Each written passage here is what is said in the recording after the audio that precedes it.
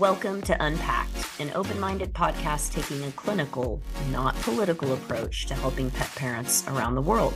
I'm Sailor Jerri, certified dog trainer, virtual dog training revolutionary, owner of Tulsa Pack Athletics, and creator of the open-minded approach. And I'm Mattison, her friend, certified dog trainer and behavior consultant. Together, we have nearly 3 decades of experience in behavioral dog training. We've been working with real dogs and the humans who love them to create solutions to problematic behaviors that feel too big for them to tackle on their own. In this episode, we are giving you a peek into our worlds and minds, following through on our promise to add transparency to this industry. This is your chance to listen in as we fully unpack a case plan with one of our incredible guests. You will hear a breakdown of specific suggestions and protocols that are given at the start of a training program. You will also hear every question our insightful and inquisitive guests toss at us. If you're looking for a glimpse behind the scenes of detailed training plan conversations, settle in with us and unpack. Awesome. We are so excited to have this time to meet with you both, go through the plan that we came up with for Scott.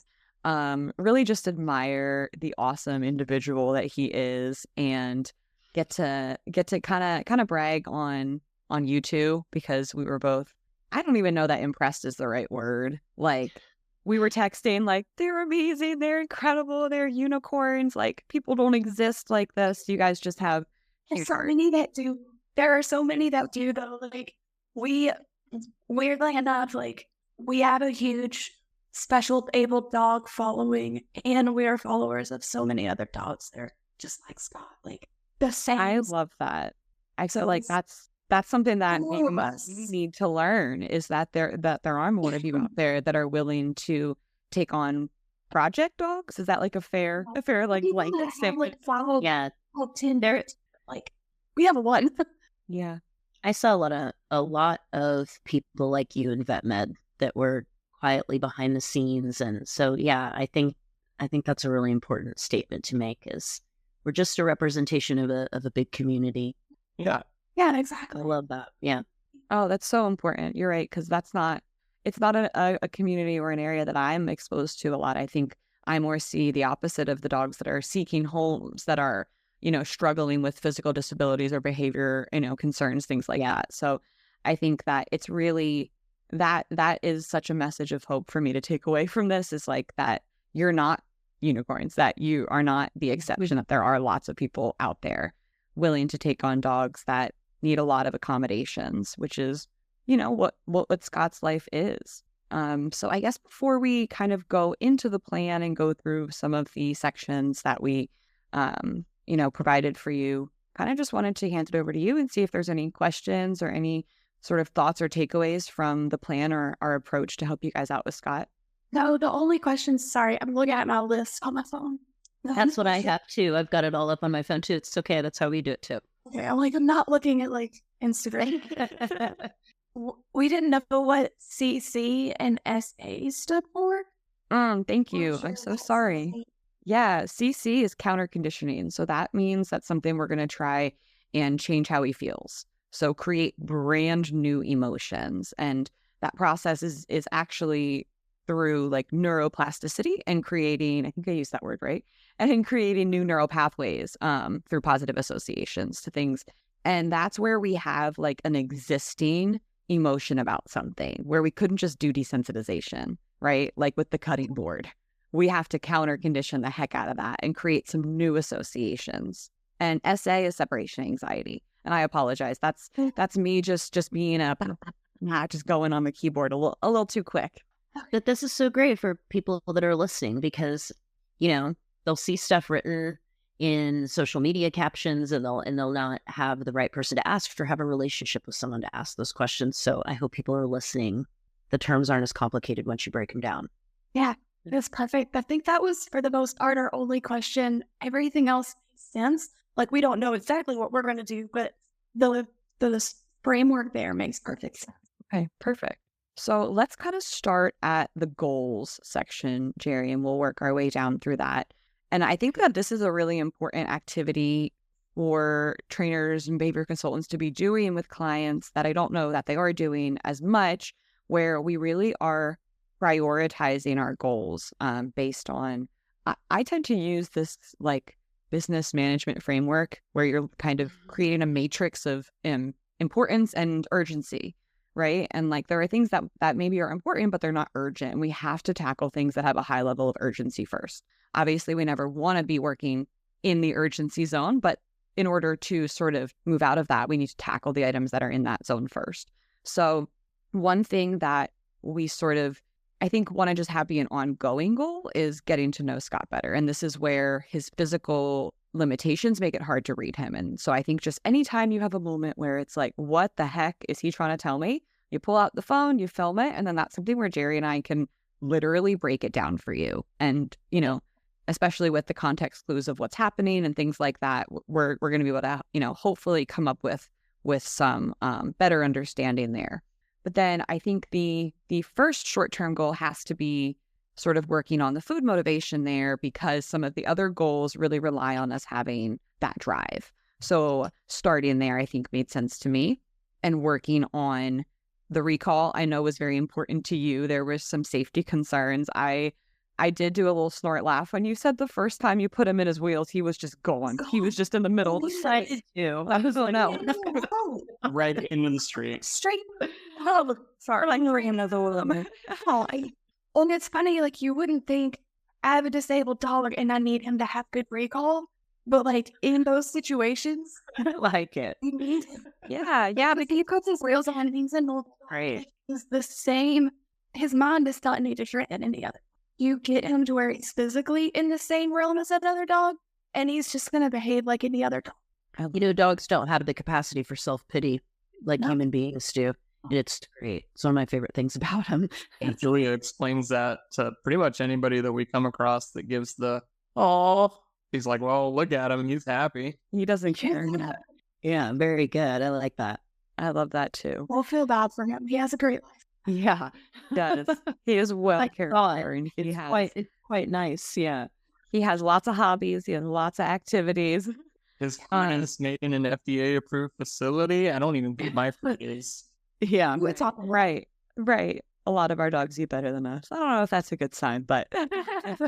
And then I know the crate comfort is important to you, just because that's something that is going to be, and this is where I think we could look at that exact goal as super low urgency, but high importance, because it's something that every time he boards, it's causing him stress. So it's something that it's very important to you to help him feel better about, but it's not immediately urgent. You know, it's on the short-term goals list because it's something that takes quite a long time when you do it the right way. So we want to be able to have very, very easy and low pressure exercises and be able to really gradually work up to that, again, because there's no urgency. So we don't need to go any faster than Scott's comfortable with.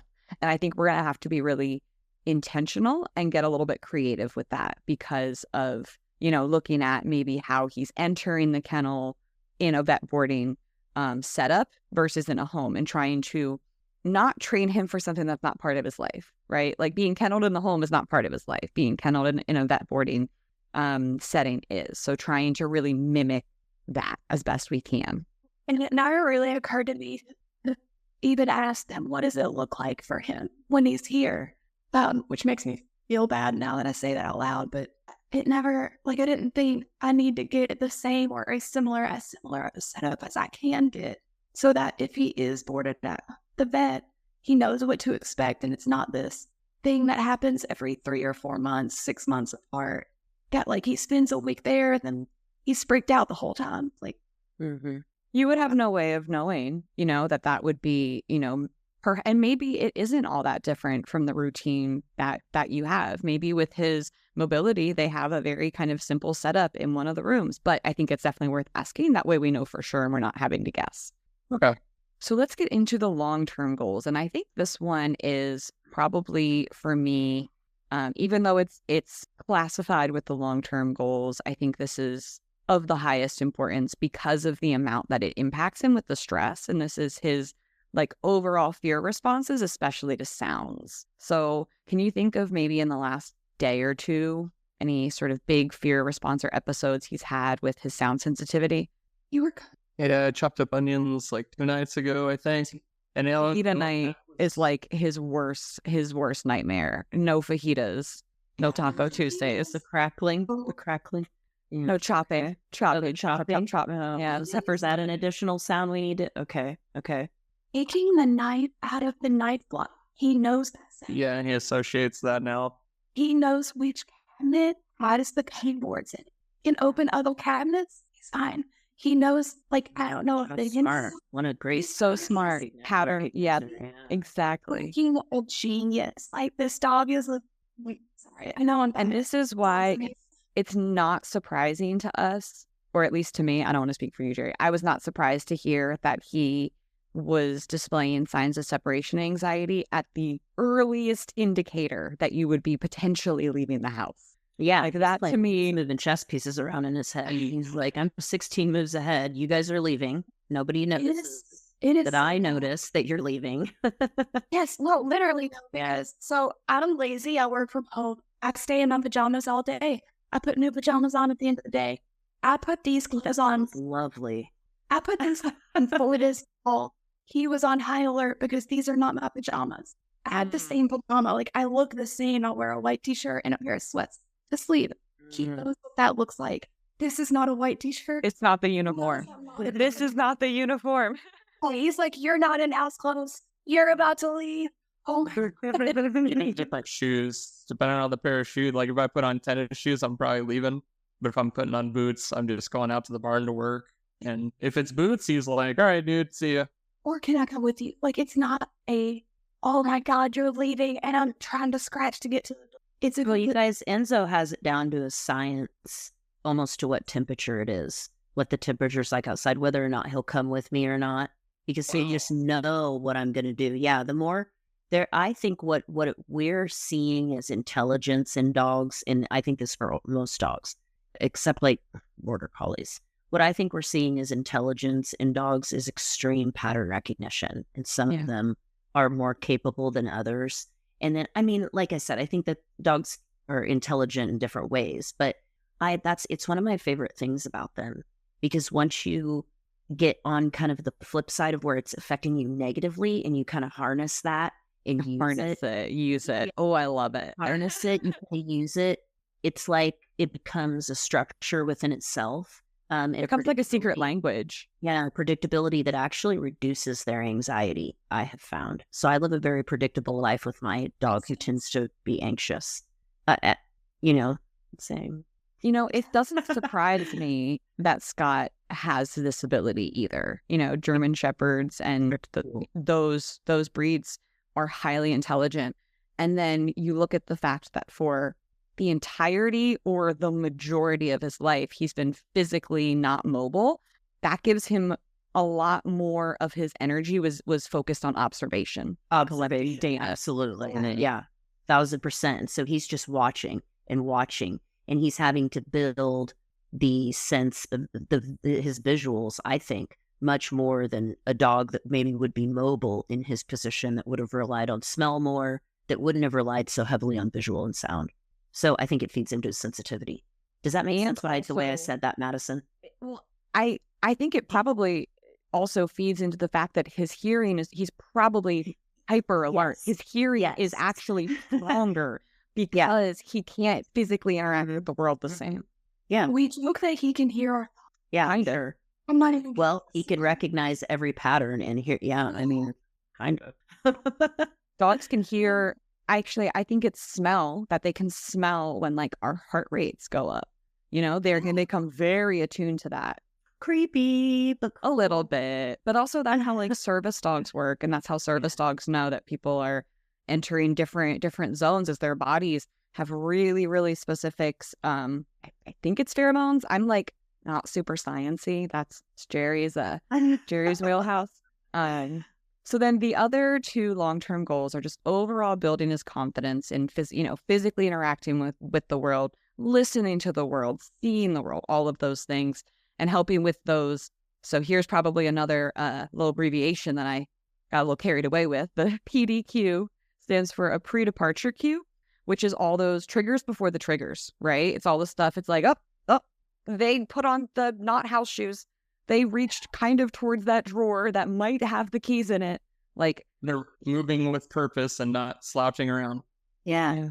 Yeah, exactly. So those pre-departure cues are things that when we're doing separation anxiety work, same thing as with the sound sensitivity, we're actually creating brand new positive associations. It's just a little trickier to stay under threshold than with sound, where you're like using a volume on a scale of 1 to 100, and you can be really intentional. You have to get kind of creative with sort of like observation triggers like that, but it's possible and we do it. So our overall kind of assessment, I think we've already kind of gone through that, is that he's just so bright, but he's super sensitive. And because of his physical limitations, he just needs a lot of accommodations. And I think that we want to look at every and any opportunity to make reinforcement delivery easier. So that way, like the where the food is being delivered in these games reduces barriers and removes barriers for him.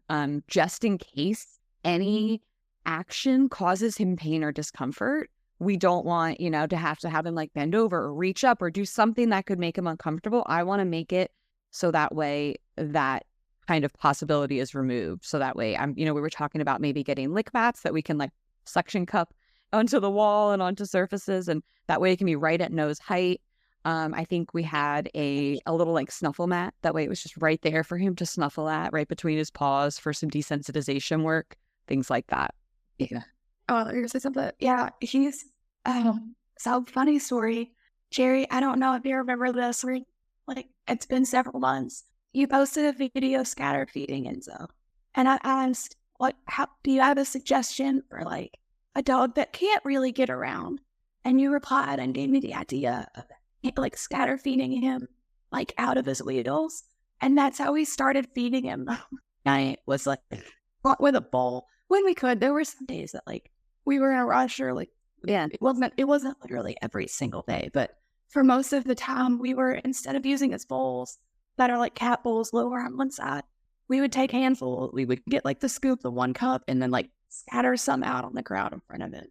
And he really likes that, where he likes us to like hide it in our hands and like mess with him and then open it. I learned that from, I can't take credit for that. I learned that from Coco. Do you watch Coco Garcia? Yeah, because she had Mattison. Do you remember Whitney? Do you remember Whitney, the old German Shepherd? Yeah. That she had? She figured out like, oh my God, this dog can still work and can still do things, and she doesn't necessarily need a wheelchair right now. And it was the same. Yeah, that's who I learned that from. Mm. And I've known many people over the years that had dogs that were not mobile in their hind end.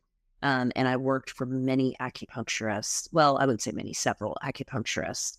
And I saw dogs that were still, like, they really liked their wheelchairs, but they also liked not being in them and just kind of dragging themselves around sometimes. And it not being this big production every single time they did something.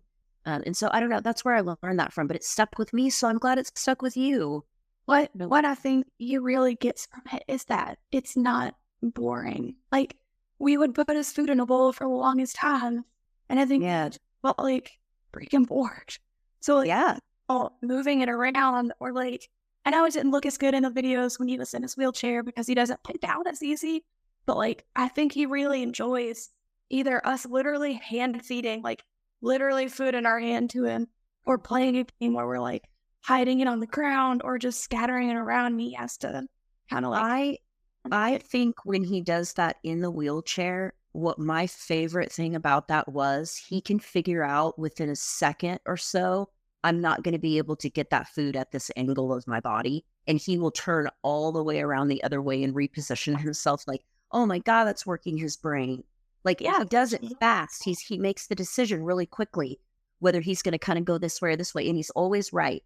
And it's great to see. So I think that the distinction is, we're not like getting rid of these activities that are really enriching and fulfilling, but we wouldn't want him to have to be using that kind of brain power during like an emotional counter conditioning exercise, right? That's like an extra barrier there of like more work. Like, that's great. That's great for him for enrichment and fulfillment and burning off some energy and giving him like breed specific, species specific work.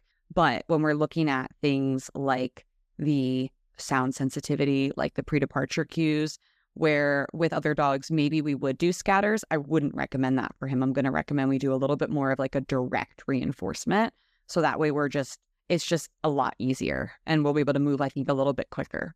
You can think of it as like one of those is the gym and one of those is therapy. And you wouldn't go to the gym and start sobbing about some trauma that happened to you. The two would give you a really bad association with lifting weights. So the gym is really where you're really going to stay focused and try to build practices of discipline. And then, like, you could think of that as your drills. And then the counter conditioning and the sound sensitivity stuff, all of those things are the inside, the emotions, the inner work. And while some people may be wild enough to try to do the two together, generally it works a little better if you let them live in their own worlds and you work on them individually. Yeah. I mean, I guess I've cried at the gym. I've cried at the gym while I wasn't going to say it. Yeah. I guess I've cried at the gym a lot. To be fair, I Right. don't go there specifically. Okay. Nor would I be happy if I showed up to therapy and was made to hop on the And treadmill. started lifting. Like, absolutely not. This is not what I'm here for. Okay, so I do want to move quickly past the management because, again, I don't know that there's any real management that is necessary here. One thing that I do like to look at when we have what I would consider a moderate to severe, like, fear response from him in terms of the sound sensitivity in particular is that if after 4 to 6 weeks, maybe 8 weeks of working through some counter conditioning, working through some of these exercises, we're just not seeing progress. He's struggling to engage in the activities. Maybe we're having trouble getting him under threshold at all. That's where I think we would want to revisit and discuss if potentially, bringing in a veterinary behaviorist to look at if medication would be necessary, just for him to be able to even engage in the modification plan, right? Now, I don't think that that's something that's necessary here. I think we also have opportunities to try different approaches before going down that route. But it's something that, again, if like 2 months from now, we're kind of back here, like, it's just really not clicking, then I think it's worth looking at that because that could be that there's just too much stress in the day-to-day and he's not really recovering enough to be able to move forward. Okay. Yeah, we're not against medication for him if he needs it. No. Yeah, I think that's something that we, like I said, I'm not convinced here on the front end that it will be necessary, but I do think it's something that is important to say, these are the criteria for which I would want to revisit that. Okay. I used to work for this veterinarian that said no animals should ever suffer without the benefits of steroids. And that's how I feel about behavioral medications. Like, no one should be suffering when there's something that can help them. But I also don't think it's the answer. And it can't be used independently. Yeah, that's the danger. Yeah, it's just something in the, I don't want to say arsenal, but in the toolbox to help us. Yeah. And that's kind of where we ask, like, we don't, I don't want to replace something that we could do with him routinely with just a pill. But if I can't do something for him, it's like devastating, like heartbreaking to see him. Like, it's really dramatic. Like, we have laminate wood and he's just clawing to try to get away. So it's like pathetic sounding and like it's heartbreaking to see. So like we can't mitigate that through something we're doing for him, we're doing with him. Then I would be more than happy to look into a medication that's going to happen to you. But from the day to day, he doesn't see, like, I don't think he lives a fearful life. I think that there are instances that we try to, like we go ahead and just put him in if we know we're going to be cutting something, we just pack him to one of the bedrooms, turn the light off, and let him hang out, like, as far as possible away. But if that was not something we had to do, if he could hang out in the living room, maybe not right under our feet while we're cutting. I don't need to cut right next to his face and be like, but like, if he doesn't have a response or he has a small response, that's what I would hope for. Like, yeah, no one should be scared. We don't want him to be scared. And that's why I think, looking at a modification framework where you're going very systematically and very slowly, and staying under a threshold, if working through something like that, if making adjustments to make it easier, knowing that he's going to set the pace, if working through that is just not clicking and we just can't seem to get it right, that's when, I think we would want to look more closely at that. So the types of things that we're going to be doing, lots and lots, oodles and oodles of counter conditioning, is actually with the crate. The crate is also counter conditioning and creating some new positive associations there.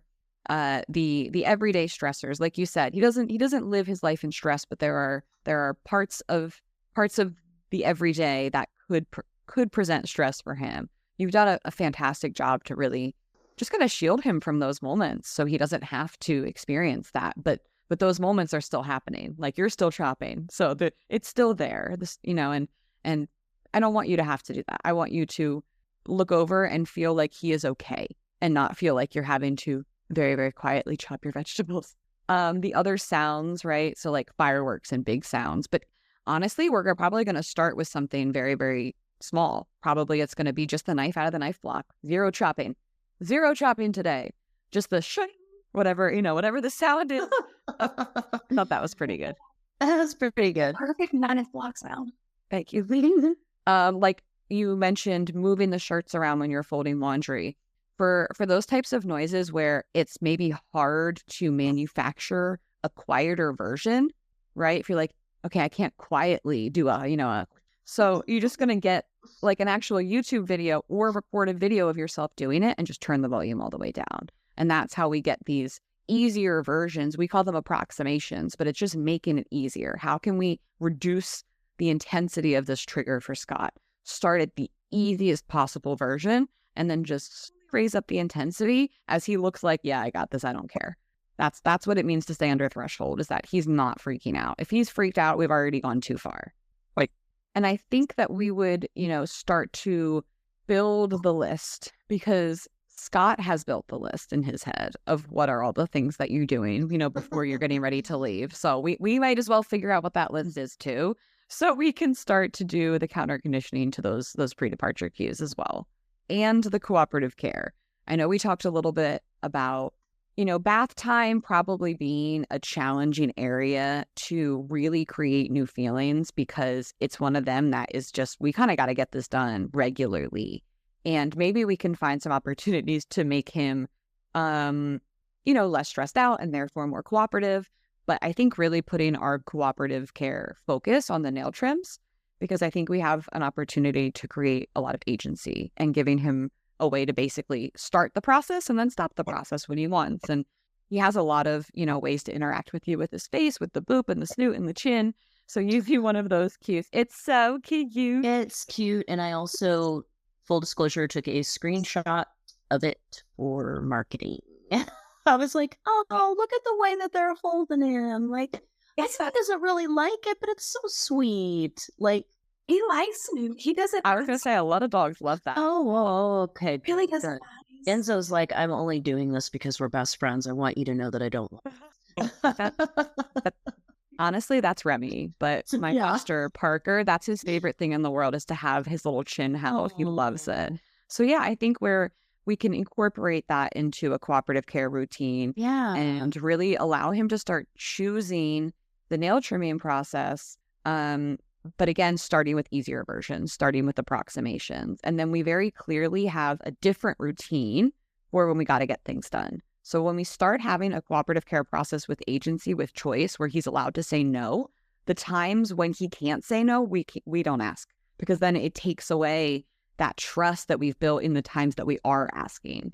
So we have a brand new routine that we're devising where, you're not going to have to hold him like that. He's going to be just laid out and we're going to be kind of starting over. But then you separately have your current routine to still get the job done when you got to get the job done. And those things are two separate activities. And we want to make them look very distinct. Love that. That makes sense. I've never looked at it like, it makes sense that we would ask for his nail trims, because he'll still get his nails ground down. If we go outside, his front nails are wearing down and we run and play around on the pavement. But it makes sense that we wouldn't ask about taking a bath, because you can't say no, dude. I'm sorry. We got to do the weekly scrub. Like, this just needs to happen to not be an outside dog. Like, this is just what it's going to be. Yeah. Well, I don't want us to get cut off, and we are down to under a minute here. So any other questions that you have, I want you to, I know it goes so quick. Any other questions that you have, I want you to just drop them into our private channel. And here in the next, couple of weeks, I want to start looking at these activities and setting them up and starting to build these new feelings for Scott. I know he's ready. I'm excited. He is just something else. I tell you what, I got so much joy out of watching that. Brilliant. I really mean that. You guys are doing such a great job. I wish you guys could meet him. He's way better. I bet he is too. I've been amazing. All right, you guys, thank you so much for hanging out with us today and going through the plan. And we will be in touch very, very soon. Unpacked was created by Jerri Scherff and Mattison Simpson. Edited and produced by Josh Wasta under the supervision of Straight Up Dog Talk LLC and Emily Breslin. If you are enjoying this podcast, follow or subscribe to be sure you don't miss an episode, and leave us a review on your favorite podcast platform. Looking for more honest and relatable dog content? Check out our sister podcast, Straight Up Dog Talk. See you next time.